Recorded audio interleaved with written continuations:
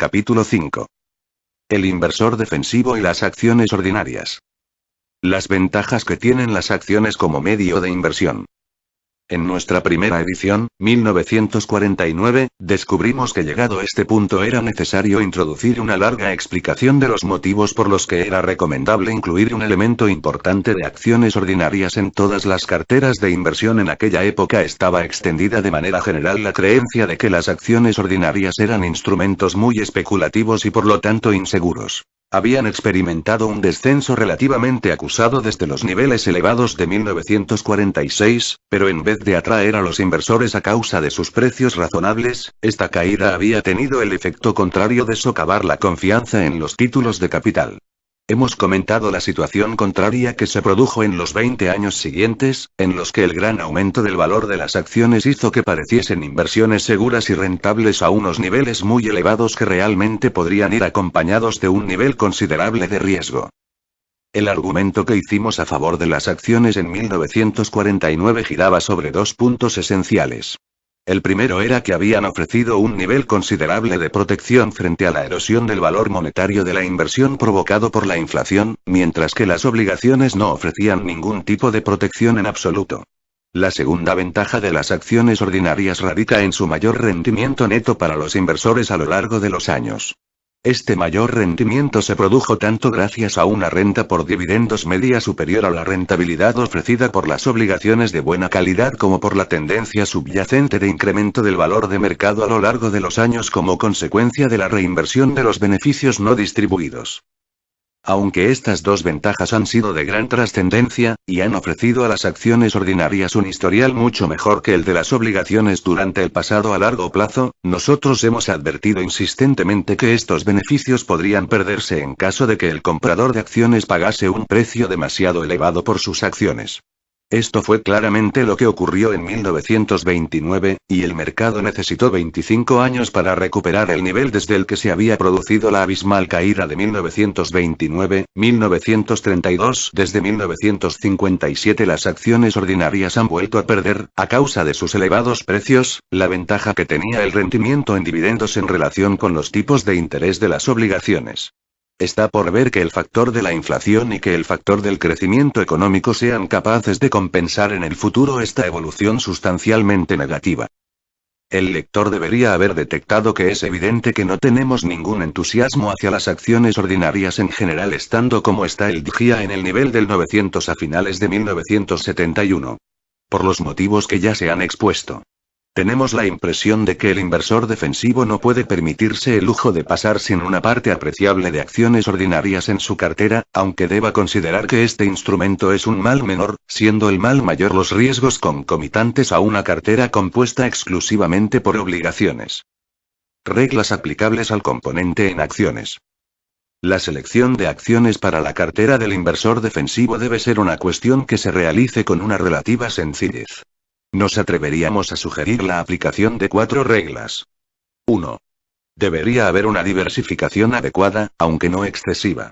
Esto podría suponer tener acciones de un mínimo de 10 sociedades emisoras y un máximo de aproximadamente 32. Cada una de las sociedades elegidas debe ser grande, destacada y tiene que contar con una financiación conservadora. Por indefinidos que sean estos adjetivos, el sentido general es claro. Al final del capítulo se hacen unas indicaciones sobre esta cuestión. 3.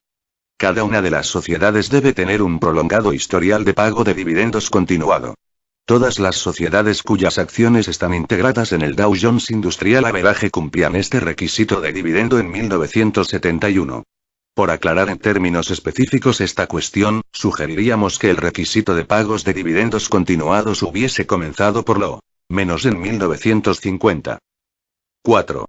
El inversor debería imponer algún tipo de límite en el precio que está dispuesto a pagar por unas acciones en relación con los beneficios netos obtenidos a lo largo de, por ejemplo, los 7 últimos años. Sugeriríamos que ese límite se estableciese en 25 veces tales beneficios medios, y en no más de 20 veces los beneficios correspondientes al último período de 12 meses. No obstante, esta restricción eliminaría prácticamente a todas las sociedades más fuertes y más populares de la cartera. En particular, esto supondría prohibir prácticamente toda la categoría de acciones de sociedades de crecimiento, que durante los últimos años han sido las preferidas tanto de los especuladores como de los inversores institucionales. Expondremos los motivos que nos llevan a proponer una exclusión tan drástica.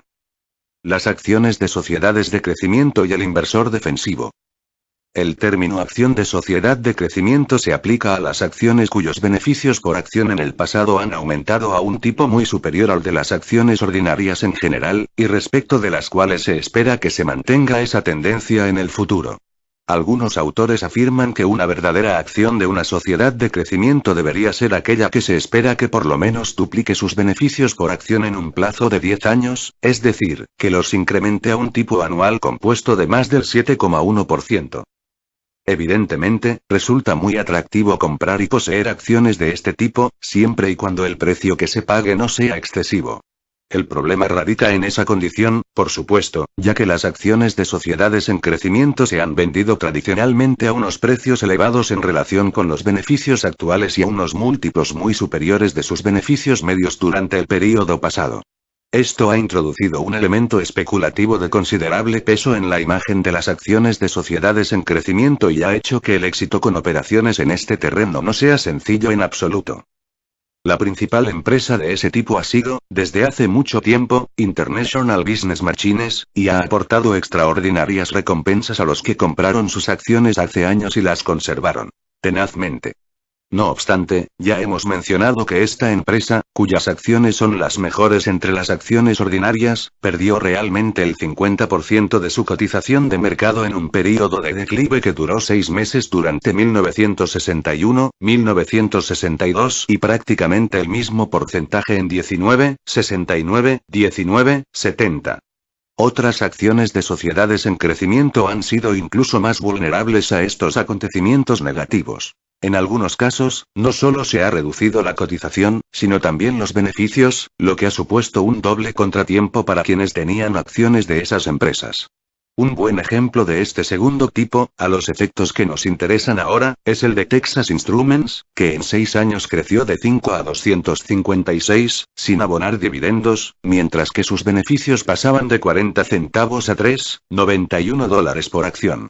Se debe destacar que el precio aumentó 5 veces más deprisa que los beneficios. Es un comportamiento habitual entre las acciones populares. 2 años después, los beneficios se habían reducido casi en el 50%, y la cotización lo había hecho en 4/5 partes, hasta 49%. El lector comprenderá con estos ejemplos los motivos por los cuales consideramos que las acciones de empresas en crecimiento, en su conjunto, son un vehículo demasiado incierto y arriesgado para el inversor defensivo. Por supuesto, se pueden conseguir maravillas con unas elecciones individuales adecuadas, adquiridas a niveles adecuados y vendidas posteriormente después de que hayan experimentado un gran incremento de cotización y antes del probable declive. No obstante, el inversor medio no puede contar con lograr este tipo de hazañas en mayor medida que lo que confía en encontrar dinero que crezca en los árboles. Por el contrario, creemos que el grupo de grandes empresas que son relativamente impopulares, y que por lo tanto se pueden conseguir a unos múltiplos de beneficios razonables, ofrece una zona firme, aunque poco espectacular, de elección para el público general. Ilustraremos esta idea en el capítulo sobre la selección de la cartera. Cambios de la cartera. En la actualidad es una práctica habitual presentar todas las listas de valores para inspeccionarlas periódicamente a fin de estudiar si se puede mejorar su calidad. Por supuesto, este es uno de los elementos más importantes del servicio que los asesores de inversión prestan a sus clientes. Prácticamente todas las agencias de intermediación están dispuestas a hacer las pertinentes sugerencias, sin cobrar comisiones especiales, a cambio de las operaciones a comisión que generan esas recomendaciones. Otras agencias de intermediación ofrecen servicios de inversión cobrando comisión por ellos. Presumiblemente, nuestro inversor defensivo debería obtener, por lo menos una vez al año, el mismo tipo de asesoramiento acerca de los cambios en su cartera que el que trató de obtener cuando realizó su primera inversión de dinero. Como la experiencia personal a la que puede recurrir será escasa, es esencial que se ponga en manos únicamente de agencias que gocen de la mejor reputación. De lo contrario podría acabar siendo presa de incompetentes o de profesionales poco escrupulosos. Es importante, en cualquier caso, que en todas y cada una de las consultas que realice indique a su asesor, en términos claros e inequívocos, que desea respetar escrupulosamente las 4 reglas de selección de acciones ordinarias que se han expuesto anteriormente en este capítulo. Por cierto, si la lista de acciones ha sido adecuadamente elegida desde el principio, no habrá ninguna necesidad de introducir cambios frecuentes o numerosos. Promediar el coste monetario. La Bolsa de Nueva York, New York Stock Exchange, ha realizado un considerable esfuerzo para popularizar su plan de compras mensuales, en virtud del cual el inversor destina una cantidad idéntica, en términos monetarios, todos los meses a la adquisición de acciones de una o más empresas. Se trata de la aplicación de un tipo especial de inversión siguiendo una fórmula conocida como promedio del coste monetario. Durante el período de mercado predominantemente alcista que comenzó en 1949, los resultados de la aplicación de este procedimiento tuvieron que ser, sin ningún género de dudas, extraordinariamente satisfactorios, puesto que impedían que la persona que utilizase este sistema concentrase sus compras en momentos inadecuados. En el exhaustivo examen de los planes de inversión mediante fórmula realizado por Lucille Tomlinson, la autora presentó un cálculo de los resultados obtenidos mediante el promedio de coste monetario en el grupo de acciones que integraban el índice industrial Dow Jones. Se realizaron pruebas que cubrían 23 períodos decenales de compra, el primero de ellos concluido en 1929, y el último en 1952. Todas las pruebas arrojaban beneficios al final del período de adquisición o en un plazo de 5 años desde dicho momento. El beneficio medio indicado al final de los 23 períodos de compra era del 21,5%, excluyendo los dividendos recibidos. No creemos que sea necesario destacar que en algunos casos se producía una sustancial depreciación temporal del valor de mercado. La señorita Tomlinson concluye su exposición sobre esta extraordinariamente sencilla fórmula de inversión con esta llamativa afirmación. Nadie ha descubierto hasta el momento ninguna otra fórmula de inversión que se pueda utilizar con tanta confianza de que se alcanzará el éxito en última instancia, pase lo que pase con las cotizaciones de las acciones como el promedio de coste monetario.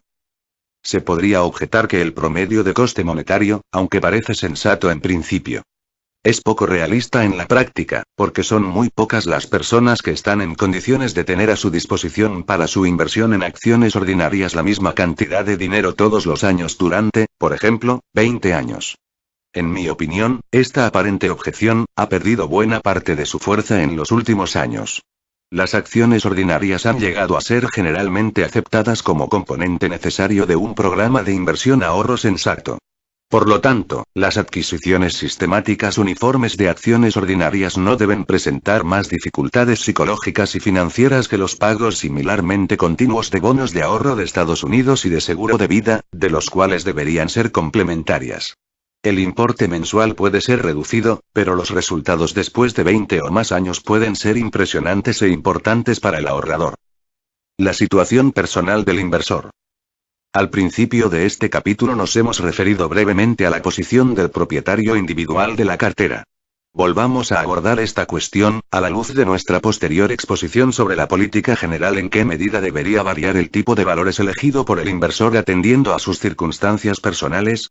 Como ejemplos concretos que representan situaciones muy diferentes tomaremos los siguientes. 1. Una viuda que recibe $200.000 con los que tienen que vivir ella y sus hijos. 2. Un doctor con éxito que se encuentra en la mitad de su carrera profesional, que tiene unos ahorros de $100.000, que se incrementan con $10.000 al año. Y 3. Un joven que gana $200 a la semana y ahorra $1.000 al año. En el caso de la viuda, el problema de vivir con su renta es muy difícil. Por una parte, la necesidad de conservadurismo en sus inversiones es de importancia capital. Una división de su patrimonio a partes más o menos iguales entre bonos de Estados Unidos y acciones ordinarias de primera categoría es un compromiso entre estos objetivos y corresponde a nuestra prescripción general para el inversor defensivo. El componente en acciones podría elevarse hasta el 75% si el inversor está psicológicamente preparado para esta decisión, y si puede estar prácticamente seguro de que no está comprando a un nivel demasiado elevado. Por supuesto, este no es el caso a principios de 1972.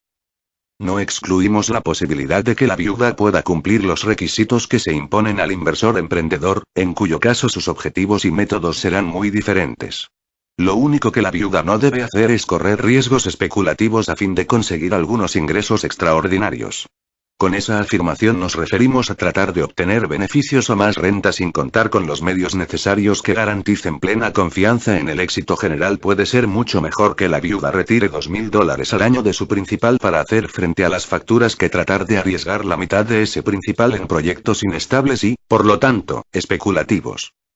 El próspero doctor no está sometido a ninguna de las presiones ni necesidades de la viuda y, no obstante, creemos que sus opciones son muy similares. ¿Está dispuesto a involucrarse seriamente en la actividad de la inversión? Si carece del impulso o del conocimiento, lo mejor que puede hacer es aceptar el fácil papel del inversor defensivo.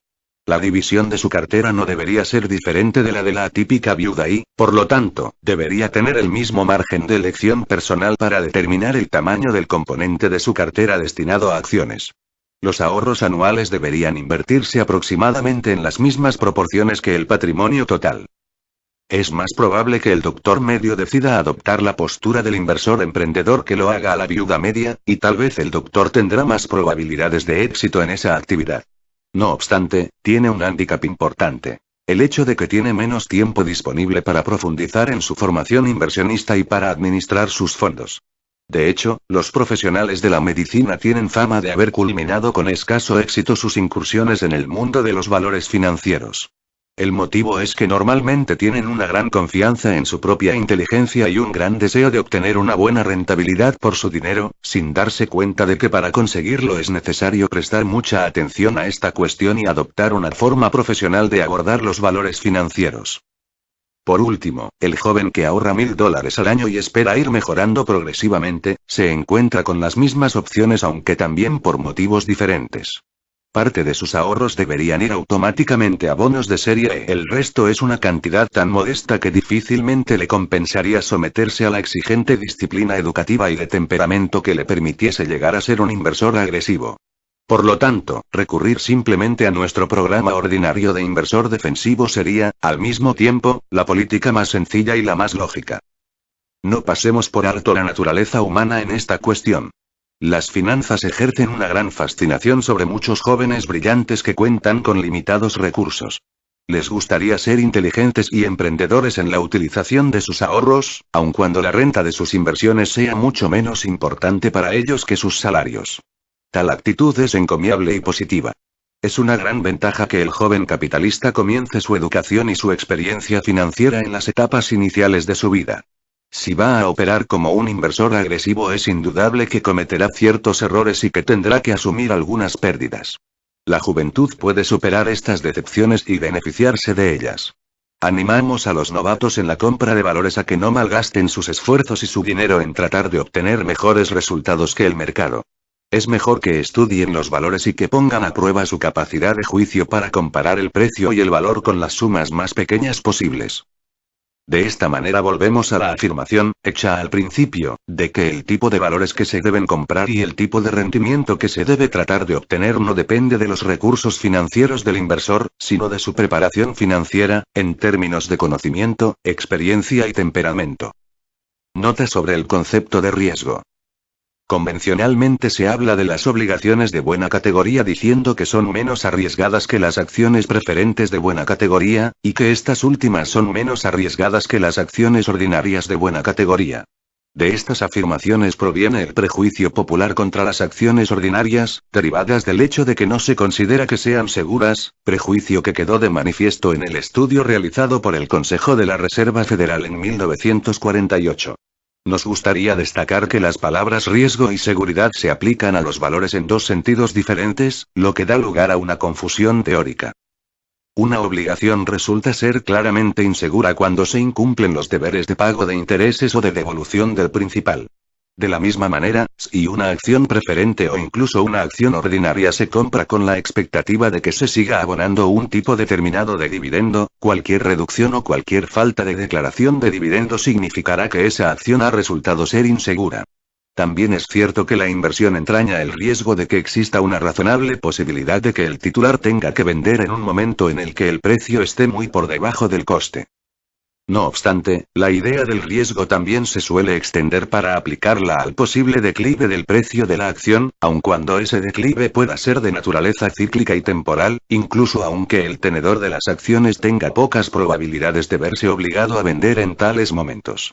Estos riesgos se dan en todo tipo de valores, salvo en los bonos de ahorro de Estados Unidos, y en las emisiones de acciones ordinarias se dan en mayor medida que en las emisiones preferentes consideradas como de categoría. No obstante, creemos que esta cuestión no es un verdadero riesgo en el sentido práctico del término. La persona que tiene una hipoteca sobre un edificio puede verse obligada a asumir una pérdida sustancial si se viese obligada a venderlo en un momento desfavorable. Ese elemento no se tiene en cuenta al juzgar la seguridad o el riesgo de las hipotecas inmobiliarias ordinarias, cuyo único criterio es la certidumbre de los pagos puntuales. De la misma manera, el riesgo que se atribuye a una actividad mercantil ordinaria se mide desde el punto de vista de las probabilidades de que pierda dinero, no de lo que ocurriría si su propietario se viese obligado a venderlo. El capítulo 8 expondrá nuestro convencimiento de que el inversor legítimo no tiene que perder dinero simplemente porque el precio del mercado de sus participaciones accionariales se reduzca. Por lo tanto, el hecho de que se produzca una bajada de precios no significa que esté corriendo un verdadero riesgo de incurrir en pérdidas. Si un grupo de inversiones en acciones ordinarias bien seleccionadas muestra un rendimiento satisfactorio general medido durante un número razonable de años, este grupo de inversiones habrá demostrado que es seguro. Durante ese período su valor de mercado habrá fluctuado, con toda probabilidad, y existen más o menos las mismas probabilidades de que durante un cierto período hubiese tenido que ser vendido por un precio inferior al que le costó al comprador, que de que no ocurra esto. Si este hecho hace que la inversión sea arriesgada, deberíamos afirmar que se trata de una inversión arriesgada y segura al mismo tiempo. Esta confusión se puede evitar si aplicamos el concepto de riesgo exclusivamente a la pérdida de valor que se materializa mediante la venta real, o que se provoca por un deterioro sustancial en la posición de la sociedad, o, lo que puede ocurrir con mayor frecuencia, que es resultado del pago de un precio excesivo en relación con E1/1 intrínseco del título en cuestión. 2. La mayor parte de las acciones ordinarias entrañan riesgo de sufrir tal deterioro. No obstante, nuestra tesis es que una inversión de grupo adecuadamente realizada en acciones ordinarias no entraña un riesgo substancial de este tipo y que por lo tanto, no debe afirmarse que es arriesgada simplemente por el elemento de la fluctuación de precios. No obstante, este riesgo estará presente si existe el peligro de que se acabe demostrando que el precio pagado era claramente demasiado elevado en función de criterios de valor intrínseco, aun cuando cualquier ulterior declive de mercado pueda acabar recuperándose muchos años después. Nota sobre la categoría de sociedades grandes, prominentes y financiadas de manera conservadora. La expresión que encabeza este apartado ha sido utilizada anteriormente en el texto del capítulo para describir el tipo de acciones ordinarias a las cuales deberían limitar sus adquisiciones los inversores defensivos, siempre y cuando, además, esas empresas hayan pagado dividendos de manera continua durante un número considerable de años. Los criterios basados en adjetivos siempre son ambiguos.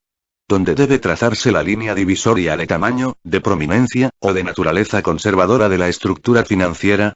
Sobre esta última cuestión podemos sugerir un criterio específico que, aunque sea arbitrario, sigue las líneas de las teorías generalmente aceptadas. Las finanzas de una sociedad industrial no son conservadoras salvo que el capital ordinario, en valor nominal, represente por lo menos la mitad de la capitalización total, incluidos empréstitos bancarios. 3. En el caso de una empresa de ferrocarriles o de una concesionaria de servicios públicos la cifra debería ser de por lo menos el 30%. Las palabras grande y prominente denotan la idea de un tamaño sustancial combinado con una posición de liderazgo en su sector. Tales empresas suelen recibir habitualmente la denominación de primera categoría. Las restantes acciones son lo que se denominan, por lo tanto, de segunda categoría, con la salvedad de que las acciones de empresas en crecimiento suelen ser colocadas habitualmente en una categoría independiente por parte de las personas que las compran por el hecho de que se trata de acciones de empresas en crecimiento. Para aportar una cierta concreción a esta exposición, sugeriríamos que grande en la situación actual fuese una empresa que tuviese 50 millones de dólares de activo o que tuviera un volumen de negocio de 50 millones de dólares. Para ser prominente, una sociedad debería estar ubicada en el primer cuarto o en el primer tercio de las clasificaciones por volumen de su grupo industrial. Sería una locura, no obstante, insistir en tales criterios arbitrarios. se ofrecen únicamente a modo de guía para aquellos que estén interesados en recibir orientación. No obstante, cualquier regla que el inversor establezca por sí mismo y que no quiebre el significado de sentido común de grande y prominente debería ser aceptable. Por la propia naturaleza de la cuestión, tiene que haber un gran número de empresas que para ciertas personas estén dentro del grupo adecuado para la inversión defensiva y que, sin embargo, para otras personas no lo estén. Esta diversidad de opiniones no es dañina. De hecho, tiene un saludable efecto en las condiciones del mercado de valores, porque permite una gradual diferenciación o transición entre las emisiones de acciones de primera categoría y de segunda categoría. Comentario al capítulo 5. La felicidad humana no es producto tanto de grandes golpes de buena suerte que rara vez ocurren, sino de las pequeñas ventajas que tienen lugar todos los días. Benjamin Franklin. La mejor defensa es un buen ataque. Después de la sarracina que se ha producido en el mercado de valores en los últimos años, ¿por qué iba a querer ningún inversor defensivo poner un solo euro en acciones? En primer lugar, recuerde la insistencia de Graham en que el grado hasta el cual se debe ser defensivo depende menos de la tolerancia hacia el riesgo que del deseo de dedicar tiempo y dinero a su cartera. Si se aborda de la manera adecuada, invertir en acciones es tan sencillo como dejar el dinero en obligaciones y en metálico. Como veremos en el capítulo 9, se puede comprar un fondo referenciado a un índice del mercado de valores sin más esfuerzo que el que se necesita para vestirse por la mañana. Como consecuencia del período bajista de mercado que comenzó en el año 2000, es comprensible que se sienta escaldado y, a su vez, que ese sentimiento le lleve a determinar que no va a volver a comprar otra acción en su vida. Como dice el refrán, el gato escaldado del agua fría huye. Como la crisis de 2000-2002 fue tan terrible, muchos inversores consideran en la actualidad que las acciones son instrumentos extraordinariamente arriesgados. Sin embargo, paradójicamente, el propio hecho de entrar en crisis ha eliminado buena parte del riesgo del mercado de valores. Antes era agua hirviendo, pero ahora es agua a temperatura ambiente. Enfocada desde un punto de vista lógico, la decisión sobre poseer o no poseer acciones en la actualidad no tiene nada que ver con la cantidad de dinero que se haya perdido con las acciones hace unos pocos años. Cuando las acciones tienen un precio suficientemente razonable para generar crecimiento en el futuro, conviene tener acciones, con independencia de las pérdidas que puedan haber ocasionado en los últimos años. Esto es aún más cierto cuando los rendimientos de las obligaciones son bajos y, por tanto, reducen la rentabilidad futura de las inversiones en renta fija. Como hemos visto en el capítulo 3, las acciones estaban, a principios del año 2003, solo levemente sobrevaloradas a juzgar por criterios históricos. Mientras tanto, a sus precios recientes, las obligaciones ofrecen una rentabilidad tan reducida que el inversor que las compra por su supuesta seguridad es como el fumador que cree que puede protegerse frente al cáncer de pulmón fumando solo cigarrillos con bajo contenido en alquitrán. Por muy defensivo que se sea como inversor, en el sentido de escasa participación que da Graham a ese término, o en el sentido contemporáneo de escaso riesgo, los valores actuales significan que debe tener por lo menos parte de su dinero en acciones. Afortunadamente, nunca ha sido tan sencillo para un inversor defensivo comprar acciones. Una cartera en piloto automático permanente, que ponga a trabajar sin esfuerzo un poco de su dinero todos los meses en inversiones predeterminadas, puede evitarle la necesidad de tener que dedicar una gran parte de su vida a seleccionar acciones. ¿Debe comprar lo que conoce? En primer lugar, examinemos una cosa, de la que el inversor defensivo siempre se tiene que proteger. La creencia de que se pueden elegir acciones sin hacer ningún tipo de trabajo de preparación.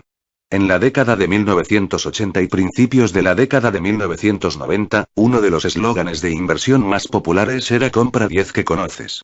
Peter Lynch, que dirigió Fidelity Magellan de 1977 hasta 1990, período en el que consiguió el mejor historial obtenido nunca por un fondo de inversión, fue el defensor más carismático de esa propuesta. Lynch afirmaba que los inversores aficionados tenían una ventaja que los inversores profesionales habían olvidado cómo utilizar: el poder del conocimiento ordinario. Si se descubre un gran restaurante nuevo, un buen coche, una pasta de dientes o unos vaqueros, o si se da cuenta de que en el aparcamiento de una empresa cercana siempre hay automóviles, o que en la sede central de una empresa se sigue trabajando a altas horas de la madrugada, se tendrá una percepción personal sobre esas acciones que el analista profesional o el gestor de cartera nunca podría percibir. En palabras de Lynch, a lo largo de toda una vida de comprar coches o cámaras se adquiere un sentido para determinar lo que es bueno y lo que es malo, lo que se vende y lo que no se vende, y lo más importante es que usted lo sabe antes de que lo sepa Wall Street. La regla de Lynch puede conseguir mejores resultados que los expertos si utiliza su ventaja invirtiendo en empresas o sectores que ya conozca, no es absolutamente desacertada, y miles de inversores se han beneficiado con su puesta en práctica a lo largo de los años. No obstante, la regla de Lynch únicamente puede funcionar si también respeta su corolario. Encontrar una empresa prometedora es solo la primera parte. A continuación hay que hacer la investigación. En su beneficio, hay que destacar que Lynch insiste en que nadie debería invertir nunca en una empresa, por fantásticos que sean sus productos o por saturado que esté su aparcamiento, sin estudiar sus estados financieros y sin estimar el valor de su actividad. Por desgracia, la mayor parte de los compradores de acciones no han hecho ningún caso a esa parte de su recomendación. Barbra Streisand, la diva de los operadores intradía, es un buen ejemplo de la forma en la que la gente ha aplicado incorrectamente las recomendaciones de Lynch.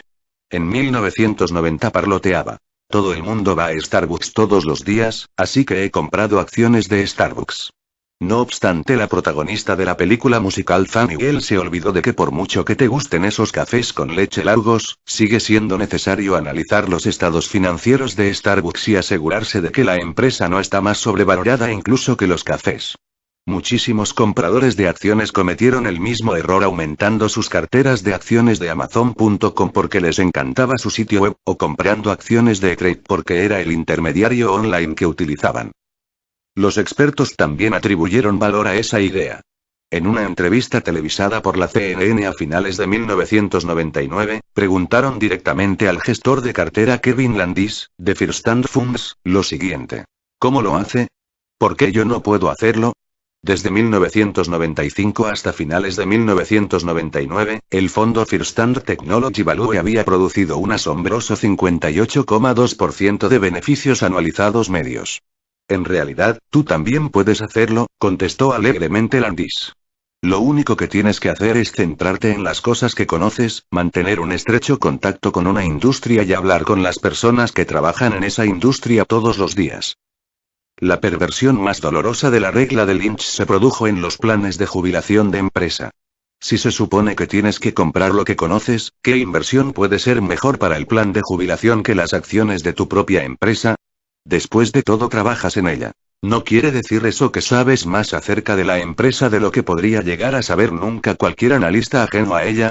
Por desgracia, los empleados de Enron, Global Crossing y WorldCom, muchos de los cuales habían puesto prácticamente la totalidad de sus activos de jubilación en las acciones de su propia empresa, para acabar sin nada descubrieron que las personas de dentro de la empresa frecuentemente solo poseen la ilusión del conocimiento, y no el verdadero conocimiento. Un equipo de psicólogos dirigido por Baruch Fischoff, de la Carnegie Mellon University, han documentado un hecho perturbador. Familiarizarse más con una materia no reduce significativamente la tendencia que tienen las personas a exagerar lo mucho que realmente saben acerca de esa cuestión. Este es el motivo por el que invertir en lo que se conoce puede ser extraordinariamente peligroso. Cuanto más sabemos al principio, menos probabilidades existen de que examinemos detalladamente la acción en busca de sus puntos débiles. Esta perniciosa forma de manifestación del exceso de confianza se denomina técnicamente predisposición hacia el origen, o hábito de apegarse a lo que nos resulta familiar. Los inversores individuales tienen 3 veces más acciones de su compañía telefónica local que de todas las demás compañías telefónicas en conjunto. El fondo de inversión típico suele estar compuesto por acciones de empresas cuyas sedes centrales están 200 kilómetros más cerca de la oficina principal del fondo de lo que está la media de las empresas estadounidenses. Los titulares de cuentas de inversión para jubilación mantienen entre el 25 y el 30% de sus activos para la jubilación en acciones de su propia empresa. En pocas palabras, la familiaridad genera complacencia. En los reportajes informativos de la televisión, no es siempre el vecino, o uno de los mejores amigos o el padre del delincuente el que dice con una voz de incredulidad: era una persona muy agradable. Eso se debe a que siempre que estamos demasiado cerca de una persona o de una cosa, damos por ciertas nuestras creencias, en lugar de cuestionarlas como hacemos cuando guardan relación con algo que nos resulta más distante.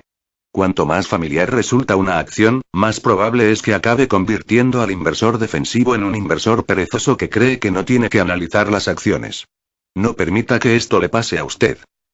¿Se las puede apañar solo? Afortunadamente, para el inversor defensivo que esté dispuesto a hacer las tareas necesarias para crear una cartera de acciones, esta es la edad de oro. Nunca antes en la historia financiera había sido tan cómodo y barato ser propietario de acciones. Hágalo usted mismo. A través de intermediarios online especializados como www.sharewilder.com, www.folioz.com y www.guyandol.com puede comprar acciones automáticamente aunque tenga muy poco dinero en metálico disponible. Estos sitios web cobran unas cantidades muy reducidas, en ocasiones de solo $4 por cada compra periódica de cualquiera de los miles de acciones de Estados Unidos que tienen disponibles. Puede invertir todas las semanas o todos los meses, reinvertir los dividendos e incluso incrementar la cantidad que destina a acciones a través de retiradas electrónicas de fondos de su cuenta bancaria o mediante el depósito directo de su nómina. Sharewilder cobra más por vender que por comprar, recordándole, como si le diesen un pequeño golpecito en la nariz con un periódico enrollado, que vender rápidamente es un pecado capital de la inversión, mientras que Folioz ofrece un excelente instrumento de seguimiento tributario. A diferencia de lo que ocurría con los intermediarios tradicionales o los fondos de inversión que no le abrirían la puerta por menos de $2.000 o $3.000, estas firmas online no tienen requisitos de saldos mínimos y están adaptadas a la medida de los inversores novatos que quieren poner sus carteras de inversión en vías de desarrollo en piloto automático. Por supuesto, una comisión por transacción de $4 se lleva un monstruoso 8% de una inversión mensual de $50, pero si ese es todo el dinero del que puede prescindir, estos sitios de microinversión son prácticamente el único lugar en el que puede construir una cartera diversificada. También puede comprar acciones individuales directamente a la sociedad que las emita. En 1994, la Comisión del Mercado de Valores estadounidense suavizó las limitaciones que tiempo atrás había impuesto a la venta directa de acciones a uno público. Cientos de sociedades reaccionaron creando programas basados en Internet que permitían a los inversores comprar acciones sin tener que recurrir a un intermediario. Algunas fuentes de información online útiles sobre la adquisición directa de acciones son www.gripcentral.com, www.nextstockdirect.com, una filial de Sharewilder, y www.stockpower.com. Cabe la posibilidad de que tenga que pagar algunas pequeñas comisiones, que tal vez superen los $25 al año. En cualquier caso, los programas de adquisiciones directas de acciones suelen ser, por regla general, más baratos que los intermediarios. Tenga en cuenta, no obstante, que comprar acciones en pequeños bloques durante años puede provocar grandes quebraderos de cabeza tributarios.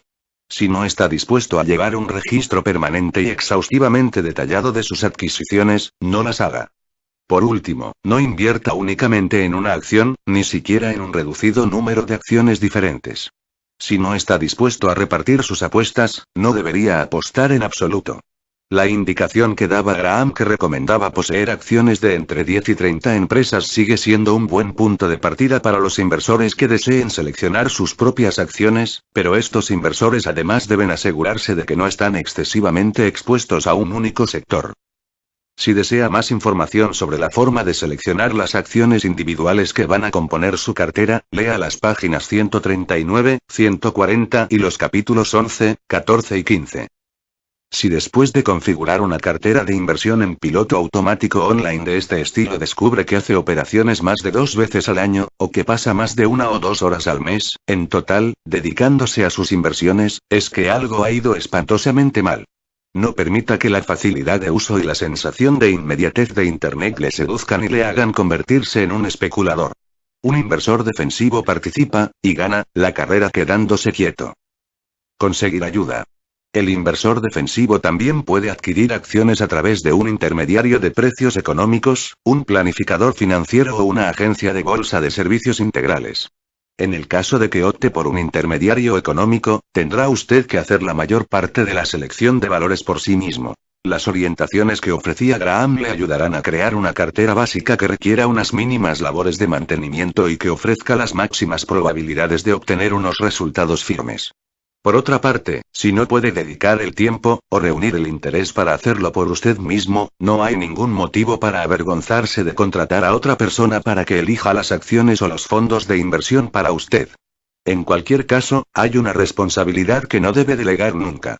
Usted, y nadie más que usted, debe investigar y averiguar, antes de entregar su dinero, si el asesor es digno de confianza y cobra unos honorarios razonables. Si desea más indicaciones, lea el capítulo 10. Subcontrate.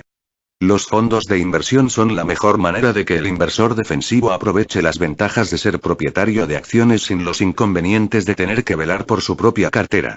Con un precio relativamente reducido, se puede obtener un elevado nivel de diversificación y de comodidad, dejando que sea un profesional el que elija y vigile las acciones en su nombre.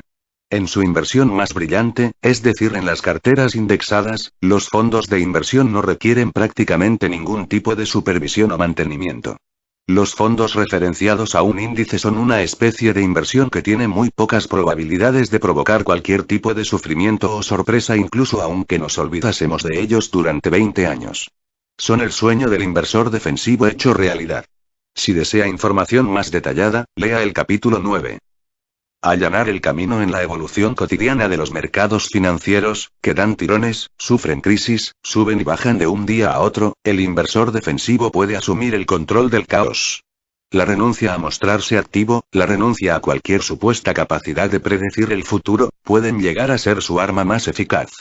Al poner todas las decisiones de inversión en piloto automático, se elimina cualquier autoengaño que pudiese hacerle creer que sabe cuál va a ser la evolución que sigan las acciones, y se elimina la capacidad que tiene el mercado de enojar a las personas por desquiciada que sea su recuperación. Como indica Graham, la técnica del promedio de coste monetario le permite destinar una cantidad fija de dinero a la inversión en intervalos periódicos.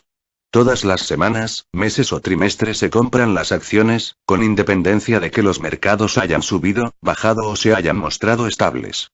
Cualquier fondo de inversión o firma de intermediación puede transferir de forma automática y segura el dinero electrónicamente en su nombre, por lo que nunca tendrá que molestarse en firmar un cheque ni tendrá que sentir la punzada consciente del pago. En esencia, ojos que no ven, corazón que no siente. La forma más adecuada de poner en práctica la técnica del promedio de coste monetario consiste en crear una cartera de fondos referenciados a índices, que posean todas las acciones u obligaciones que merezca la pena tener. De esta manera, no solo se renuncia al juego de adivinación de la evolución que va a seguir el mercado, sino también a la tarea de tratar de identificar qué sectores del mercado, y qué acciones u obligaciones dentro de esos sectores, van a conseguir los mejores resultados. Supongamos que puede apartar $500 al mes. Contratando 3 tipos de fondos referenciados a diferentes índices y aplicando la técnica del promedio de coste monetario, destinando $300 a un fondo que tenga la totalidad del mercado de acciones estadounidenses, $100 a otro fondo que tenga acciones extranjeras y $100 a un fondo que tenga obligaciones de Estados Unidos, se garantiza que será propietario de prácticamente todas las inversiones del planeta que merezca la pena tener. Todos los meses, como un reloj, compra más. Si el mercado ha caído, el importe predeterminado le permite comprar más acciones que el mes anterior. Si el mercado ha subido, el dinero predeterminado le permitirá comprar menos acciones. Al colocar su cartera en piloto automático permanente de esta manera, consigue evitar el riesgo de destinar más dinero al mercado justo en el momento en el que parece más atractivo, y en realidad es más peligroso, o negarse a seguir invirtiendo después de una crisis de mercado que haya hecho que las inversiones sean realmente económicas, aunque aparentemente sean más arriesgadas. Según Iboxon Associates, la importante firma de investigación financiera, si hubiese invertido $12.000 en un índice referenciado al Standard & Poor's 500 a principios de 1929, 10 años después solo le quedarían $7.223. No obstante, si hubiese comenzado con unos escasos $100 y simplemente hubiese ido invirtiendo otros $100 todos los meses, para agosto de 1939 su dinero habría alcanzado los $15.571. Ese es el poder de las compras disciplinadas, incluso en medio de la Gran Depresión y con el peor período bajista de mercado de toda la historia. La figura 5.1 ilustra la magia del método del promedio de coste monetario en un período bajista de mercado más reciente. Lo mejor de todo, es que después de haber creado una cartera en piloto automático permanente con fondos de índices en su núcleo, podrá responder a todas las preguntas sobre el mercado con la respuesta más contundente que un inversor defensivo puede ofrecer. Ni lo sé, ni me importa. Si alguien pregunta si las obligaciones van a conseguir mejores resultados que las acciones, limítese a responder ni lo sé, ni me importa. Después de todo, está comprando automáticamente las dos. ¿Tendrán mejores resultados las acciones de las empresas de asistencia sanitaria que las acciones de las empresas de alta tecnología? Ni lo sé, ni me importa. ¿Es usted propietario permanente de ambas? ¿Cuál será el próximo Microsoft? Ni lo sé, ni me importa, siempre y cuando sea lo suficientemente grande para pertenecer a la cartera, su fondo de índices lo tendrá, y usted aprovechará los frutos. ¿Tendrán mejores resultados las acciones extranjeras que las acciones de Estados Unidos? Ni lo sé, ni me importa. Si lo tienen, aprovechará el beneficio, si no lo tienen, podrá comprar más a precios más bajos. Al permitirle decir ni lo sé, ni me importa, la cartera en piloto automático permanente le libera de la sensación de que tiene que predecir lo que están a punto de hacer los mercados financieros, y de la ilusión de que todo el mundo puede hacerlo. Ser consciente lo poco que se puede hacer respecto al futuro, en combinación con la aceptación de la ignorancia, será el arma más poderosa que tenga a su alcance el inversor defensivo.